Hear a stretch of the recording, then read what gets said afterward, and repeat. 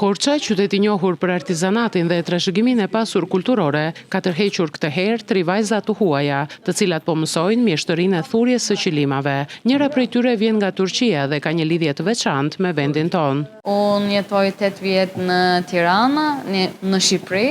Unë jam origjinë nga Korça, mami im nga Korça edhe babi im nga Turqia. Unë e kam qef të bëj diçka punë dorë, edhe unë dua të mësoj diçka shumë ndryshme, edhe kjo është herën e parë për mua, edhe mirë. Kjo është shumë tradicional, edhe duhet të mësojmë tradicional në gjë, besoj.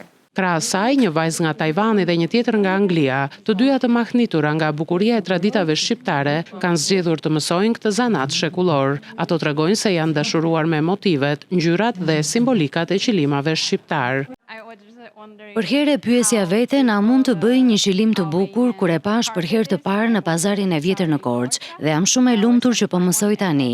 Më pëlqen tradita shqiptare, nëse bëj një qilim do e marr me vete në Tajvan. E pam online këtë mundësi dhe për herë kam dashur të mësoj të thur qilima. Erdha Kastile nga Tirana në Korçë për të mësuar, e dua traditën shqiptare. Po mësoj sepse jam e interesuar t'i bëj vetë një ditë. Kjo iniciativë ka nisur nga një sipërmarrje pranë qendrës rinore në Korçë, aty ku vajzat e reja kanë mundësi të mësojnë thurjen e qilimave si një traditë e hershme shqiptare.